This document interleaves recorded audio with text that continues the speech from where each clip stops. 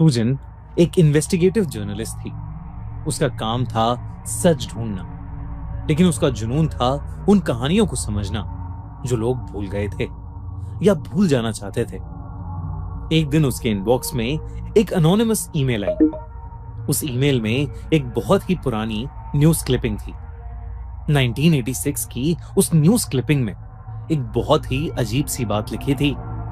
उसके अकॉर्डिंग 1986 में कोरिया के एक रिमोट आइलैंड में एक बड़े से कॉम्प्लेक्स के अंदर लोगों को बंद करके उनके साथ रियल लाइफ टॉर्चर गेम्स खेले जाते थे। इतना ही नहीं, उस ईमेल में लिखा था कि उस आइलैंड में काफी हाई लेवल अथॉरिटीज के ऑफिशियल्स भी इन्वॉल्व थे, जो अपने अगेंस्ट बोलने वाले लोगों को भी वहां भेजते थे।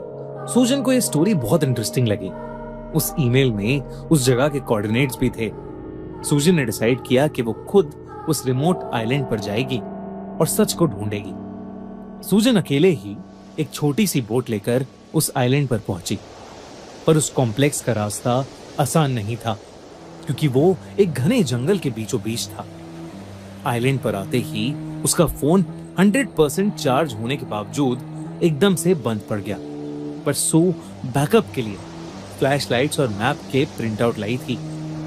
उसी के सहारे वो कोऑर्डिनेट्स को फॉलो करने लगे। सू को पता था कि ये इन्वेस्टिगेशन खतरे से खाली नहीं होने वाली, पर उसे ये उम्मीद नहीं थी कि जंगल में घुसते ही आंधी तूफान चलने लगेगा। सू को उन तेज हवाओं में कुछ ढंग से नहीं दिख रहा था। तभी उस जंगल के अंदर से रोने की चीखें सुनाई देने लगी। सू को लगा कि शायद कोई किसी को मार रहा है, इसलिए वो जल्दी से उस आवाज के पीछे जंगल के अंदर जाने लगी। लेकिन कुछ ही देर में वो आवाज आनी बंद हो गई। सू अब उस जंगल के बीचों बीच थी, लेकिन उसे कहीं भी वो कॉम्प्लेक्स नहीं मिल रहा था। हवाएं शांत हो गई थीं। तभी उसे ऐसा लगा कि जैसे एक पेड़ के पीछे से कोई पतली सी लड़की उसे घूर कर देख रही है। उसने उस लड़की की ओर देखकर आवाज दी, लेकिन वो कुछ नहीं बोली। सू जब पेड़ के पास गई तो उसे वहां कोई नहीं दिखा। सू को लगा कि शायद उसे कोई गलतफहमी हुई है, पर तभी सू का सर चकराने लगा और वो बेहोश होकर नीचे गिर गई। जब सू की आंख खुली तो वो उस कॉम्प्लेक्स की बिल्डिंग के अंदर एक अंधेरे काले रूम में पड़ी हुई थी। उसे कॉम्प्लेक्स के अंदर से अजीबोगरीब आवाजें आ रही थीं। उसने रूम का दरवाजा खोला तो उसे एक बड़ा सा कमरा दिखा, जहां 50-60 लोग थे। उन सब के हाथ पांव बंधे हुए थे और आसपास मास्क पहने गार्ड्स खड़े थे। उन गार्ड्स के हाथों में बंदूक थी और वो उन सब लोगों को भागने के लिए कह रहे थे। जब सू ने गौर से देखा तो वो एक रेस कर रहे थे, लेमन रेस। उन्होंने अपने मुंह से एक चम्मच पकड़ी हुई थी और उस चम्मच पर एक नींबू था। उन्हें नींबू को चम्मच पर बैलेंस करके भागना था। अचानक से एक भागते हुए लड़के की चम्मच से नींबू नीचे गिर गया और गार्ड्स ने तुरंत उसे गोली मार दी। ये देखकर सू की रूह कांप गई। उसके देखते ही देखते गार्ड्स ने ऐसे ही और लोगों को गोली मारना शुरू कर दिया। सू को समझ आ गया था कि वो टॉर्चर गेम्स वाली बात एकदम सच थी और शायद वो खुद इन टॉर्चर गेम्स में फंस गई थी। तभी अचानक उन लोगों में सू को वही लड़की दिखी जो जंगल में दिखी थी। वो भी उसी गेम में भाग रही थी। अचानक से उसकी चम्मच से नींबू नीचे गिर गया और सू के पैरों के पास आ गया। इससे पहले सू कुछ कर पाती, सू की आंखों के सामने ही उस लड़की को भी गार्ड्स ने गोली मार दी। उस लड़की की लाश सू के पैरों पर आकर नीचे गिरी। उस लड़की की डेड बॉडी को इतने पास से देखकर सू की आंखों में आंसू आ गए थे। लेकिन तभी उस लड़की की आंखें खुल गईं और देखते ही देखते उसका चेहरा बदलने लगा।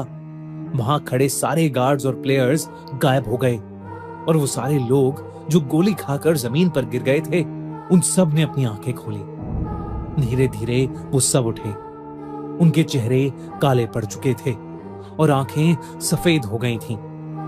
वो लड़की भी उठी और सू की तरफ चलने लगी। वो सब भी उसके साथ साथ सू के पीछे आने लगे।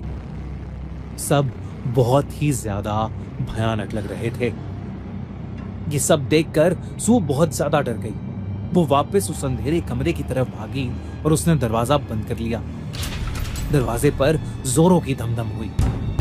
सू को लगने लगा कि उसने उस आइलैंड पर आकर बहुत बड़ी गलती कर दी, पर कुछ ही देर में वो धमधम बंद हो गई। जब सू ने दरवाजा खोला तो वहां कोई नहीं था। पूरे हॉल में धूल मिट्टी भरी हुई थी और सालों पुराने खून के धब्बे थे। सू को अब समझ आ गया था कि वो लोग उस कॉम्प्लेक्स के प्रिजनर्स थे। वो सारे भयानक लोग जो उसने देखे वो उन्हीं टॉर्चर हुए लोगों की आत्माएं थीं। सू ने अपने कैमरे से उस कॉम्प्लेक्स की फोटोज ली और किसी तरह उस कॉम्प्लेक्स से बाहर निकली। जब उसने वापस कॉम्प्लेक्स की ओर देखा तो उसे वही पतली लड़की फिर से दिखी, जो तुरंत ही हवा में कहीं गायब हो गई। सू किसी तरह उस रात अपने घर चली गई। वो उन गेम्स के खिलाफ एक रिपोर्ट प्रिपेयर कर रही थी, लेकिन उसे 3 बातें अभी भी समझ नहीं आ रही थीं। उसे उस जगह के बारे में आखिरकार ईमेल भेजा किसने? दूसरी ये कि वो उस कॉम्प्लेक्स के अंदर पहुंची तो पहुंची कैसे? और तीसरे और सबसे इंपॉर्टेंट कि वो लड़की कौन थी जो उसे बार बार दिख रही थी। सू दिन रात उस लड़की के बारे में ही सोचती रहती। एक दिन उसे कुछ याद आया। उसके रीडर्स उसे जो लेटर्स भेजते थे वो उन लेटर्स को लेकर उनमें कुछ ढूंढने लगी, और तब उसे एक लड़के का साल भर पुराना लेटर मिला, जिसमें उस लड़के ने लिखा था कि उसके फियांसे किम मिसिंग है। वो कई पुलिस रिपोर्ट्स भी लिखा चुका है, लेकिन वो कहीं नहीं मिल रही है। आखिरी बार वो दोनों एक आइलैंड घूमने गए थे, लेकिन वो उस आइलैंड पर कहीं खो गई है और तब से वो मिल ही नहीं रही है। उस लड़के ने सू से उसे ढूंढने की मदद मांगी। जब सू ने वो लेटर पूरा देखा तो उसमें एक फोटो भी थी। जब सू ने उस फोटो को देखा तो वो दंग रह गई। वो फोटो उसी लड़की की थी जिसकी आत्मा को सू ने उस आइलैंड पर देखा था। पर यह कैसे हो सकता था? गेम्स तो करीब 30 साल पहले 1986 में खेले जा रहे थे, तो उस लड़की का अब वहां होना कैसे पॉसिबल था? सूजन समझ गई थी कि वो गेम्स शायद आज के टाइम पर भी उस जगह पर चल रहे हैं। उसने फौरन वहां की पुलिस को इन्फॉर्म किया और उस पूरे आइलैंड का सर्च ऑपरेशन किया गया।